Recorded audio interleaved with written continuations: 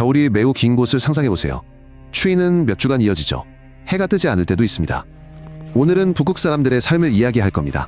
낭만 없이 얼음 속에서 어떻게 사는지 알아볼 거예요. 날씨에 맞춰 하루를 어떻게 계획하는지 살펴볼게요. 무엇을 입고 집에 무엇을 두는지도요. 왜 외출을 짧게 하는지도 알아봅시다. 사소한 것은 없습니다. 얼굴을 가리고 장갑은 항상 건조해야죠. 연료 비축도 필수입니다. 문에는 따뜻한 전실이 있어야 해요. 이 모든 것이 간단해 보이죠. 하지만 바람이 거세질 때입니다. 추위에 오래 머물면 안 되죠. 그렇게 힘과 건강을 지키는 겁니다.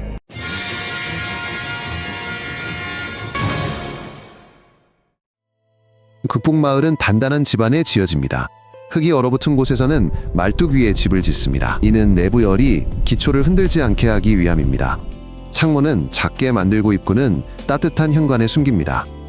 지붕은 쌓이는 눈으로부터 보강합니다. 마당에는 제설용 통로를 남기고 눈보라 방지용 방벽을 세웁니다. 부속 건물은 집 가까이에 둡니다. 식료품 저장실에는 곡물 밀가루통 조림양 초건전지 등이 보관됩니다. 여름에는 지붕과 보트를 수리했고 난로와 모터를 정비했습니다. 짧은 따뜻한 시기만이 긴 겨울과 폭풍에 조용히 대비할 유일한 기회입니다. 북극의 겨울에는 몇 주간 해를 못 볼 수 있어 집안을 밝게 하고 규칙적인 수면 습관을 유지합니다. 밖에서는 오래 머물 수 없어 장비는 따뜻한 차고에 보관하고 엔진은 미리 예열하며 배터리와 잠금 장치를 확인합니다. 젖은 등과 축축한 장갑은 몸을 빠르게 식힘으로 열어 겹옷을 입고 땀이 나지 않게 조심합니다. 바람이 세지고 시야가 거의 없을 때는 이동을 연기하는 데 주의 속 지어는 종종 손가락과 뺨에 동상을 유발하기 때문입니다. 여름에는 상황이 달라 하루 종일 화나며 이때는 암막 커튼과 규칙적인 생활이 숙면을 돕습니다. 극지방의 따뜻한 옷은 겹겹이 입습니다. 안쪽 층은 습기를 배출합니다. 중간 층은 보온합니다. 바깥 층은 바람과 젖은 눈을 막아줍니다. 손에는 장갑보다 따뜻한 벙어리 장갑을 낍니다. 머리에는 강풍을 막아주는 털 달린 후드를 씁니다. 발에는 따뜻한 깔창과 마른 양말을 넣은 부츠를 신습니다. 아이들 배낭에는 젖을 경우를 대비해 여벌의 벙어리 장갑과 양말을 넣어줍니다. 외출 후에는 옷을 즉시 말려야 합니다. 그렇지 않으면 다음 외출이 힘들고 추울 수 있습니다. 먼 길을 갈 때는 마른 옷 한 벌주머니, 난로 뜨거운 음료가 담긴 보온병을 챙깁니다. 강한 바람이 불 때는 눈보라로부터 눈을 보호하는 고글을 착용합니다. 극북 툰드라에서는 술록썰매가 유용합니다. 바퀴가 빠지는 곳에서도 이 동물들은 눈과 얼음 위를 잘 걷습니다. 장거리 이동에는 스노모빌을 씁니다. 도시간에는 주로 비행기나 헬리콥터가 다닙니다. 겨울에는 얼음과 다져진 눈 위에 임시 도로를 만듭니다. 이 도로로 무거운 짐을 나릅니다. 추위에는 연료가 걸쭉해지고 고무는 굳습니다. 금속은 약해집니다. 그래서 출발 전 경로를 당직자에게 알립니다. 따뜻한 옷비상식량 구급 약통신 장비를 챙깁니다. 눈보라가 심해지고 시야가 나빠지면 이동을 연기합니다. 사람이 사는 곳에서 멀리 떨어진 곳에 갇히면 위험합니다. 극지방 식사의 기본은 생선과 고기입니다. 여름에는 그물이나 낚시로 잡고 겨울에는 얼음 구멍으로 잡습니다.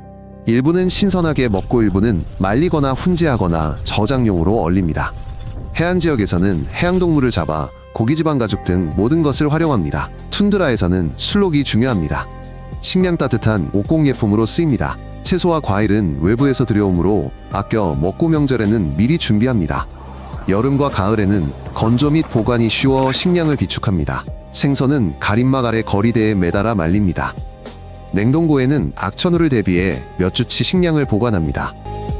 극북 지역의 사냥은 모두가 충분히 사냥할 수 있도록 계절과 규칙에 따라 이루어집니다. 일부 종에는 쿼터가 적용되며 지역 사회는 노인과 어린이가 있는 가족을 돕습니다. 감독관들이 질서를 유지하고 위반 사항은 즉시 알려집니다. 마을의 생존은 자원에 달려있기 때문입니다. 나가기 전에 일기예보를 확인하고 무전기를 충전하며 연료를 비축하고 가까운 사람들에게 경로를 알립니다. 장비로는 따뜻한 옷과 신호 장비가 있습니다. 눈보라가 시작되면 사냥을 연기합니다. 길을 잃거나 동상에 걸릴 위험이 어떤 사냥감보다 크기 때문입니다.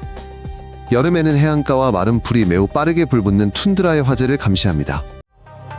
극북 지역 학교들은 공통 교육 과정을 따르며 현지 언어와 문화를 가르칩니다.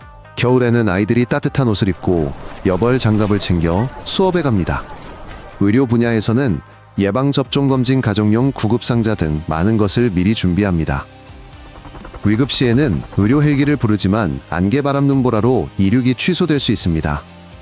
그래서 사람들은 응급처치와 무전기 사용법을 배우고 해열제, 진통제, 붕대, 소독제를 집에 둡니다. 만성질환자들은 도로 폐쇄에 대비하여 계절용 약을 미리 구입합니다. 의료시설에는 따뜻한 들것과 산소 공급 장치가 있습니다. 북극 지방 가정에서는 모국어를 쓰고 학교나 직장에서는 국어를 씁니다. 선생님은 어려운 내용을 현지어로 간략히 설명하고 공식 언어로 다시 다져 모두가 이해하도록 합니다. 전통은 노래, 공예, 그리고 가족 행사 속에 살아 있습니다. 사람들의 믿음은 다양합니다. 어떤 이는 사원에 가고 어떤 이는 자연과 조상을 존중하는 옛 풍습을 지킵니다. 공동 모임에서는 사냥감을 어떻게 나누고 이웃을 도울지 결정합니다.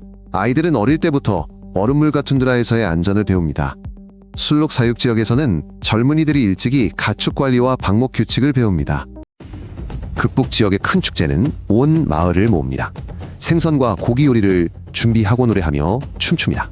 행사에는 힘과 민첩성을 겨루는 간단하고 멋진 게임들이 있습니다. 막대기, 당기기, 올가미, 던지기, 썰매, 경주가 열립니다. 젊은이들에게는 집과 길에 유용한 물건을 선물합니다. 겨울에는 따뜻한 문화회관에서, 여름에는 강변과 광장에서 시간을 보냅니다.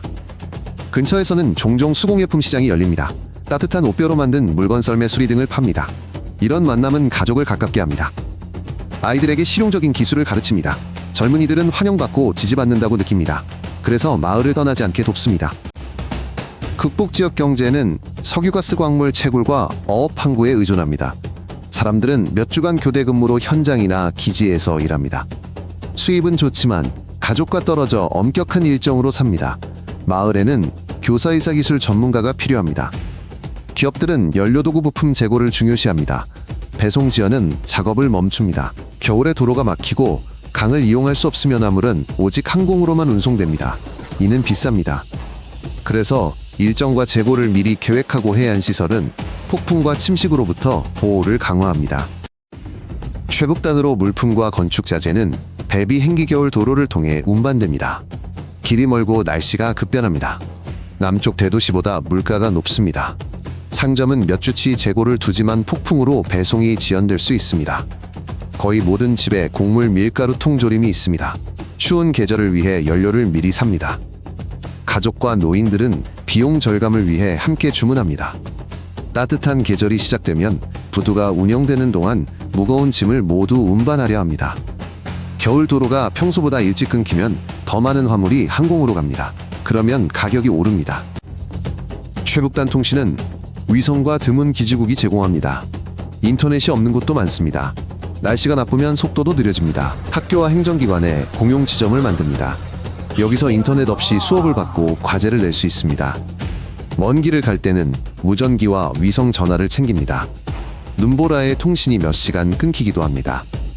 가족들은 약속된 신호와 만날 장소를 미리 정해둡니다.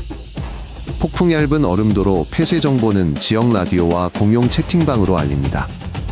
통신이 오래 안 되면 무전기가 되는 가까운 마을을 거쳐 길을 바꿉니다. 극북 지역 주거지 근처에서는 동물을 유인하지 않도록 음식물 쓰레기를 치우고 밀폐 용기를 둡니다. 동물 이동 시기에는 위험한 지역을 우회합니다. 당직조는 안전한 방법으로 동물을 쫓아냅니다. 먼 곳으로 이동할 때는 신호 장비와 무전기를 챙깁니다. 얼음도 위험합니다. 유속과 따뜻한 샘물 때문에 두께가 변합니다.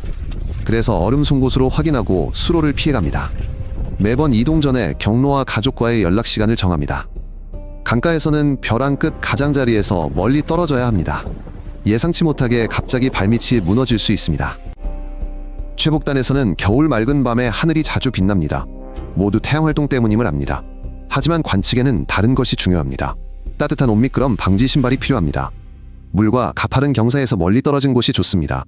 사진가들은 늦은 저녁에 나가 오로라 예보를 확인합니다. 현지인들은 옛 이야기를 기억합니다. 그들은 특별한 빛을 길에 좋은 징조로 여겼습니다. 손님들과 기꺼이 이야기를 나눕니다. 최고의 장소는 도시 불빛이 적은 곳입니다. 활동이 높을수록 오로라는 특히 밝게 보입니다. 하지만 뻥 뚫린 바람 속에서 오래 서 있기는 힘듭니다. 그래서 보온병과 여벌 장갑이 필요합니다. 최근 몇 년간 극지방의 얼음이 더 일찍 녹고 해안은 더 빨리 침식되며 겨울 도로는 더 자주 폐쇄됩니다. 집을 지탱하던 땅은 일부 지역에서 침하되고 있습니다. 건설업자들은 파일을 보강하거나 건물을 안전한 곳으로 옮겨야 합니다. 물고기와 동물들은 이동 경로를 바꾸고 있습니다. 이는 사냥과 낚시에 영향을 미칩니다. 앞으로 마을은 침식 방지 시설을 설치하고 창고를 옮기고 계절별 배송 일정을 변경해야 할 수도 있습니다. 일부 지역사회에서는 이미 특정 거리의 이전을 논의하고 있습니다. 명확한 계획과 지원이 일찍 마련될수록 예상치 못한 비용과 손실이 줄어듭니다. 흥미로우셨다면서 콘텐츠를 놓치지 않도록 구독해주세요. 저희는 모든 내용을 간결하고 핵심적으로 다룹니다.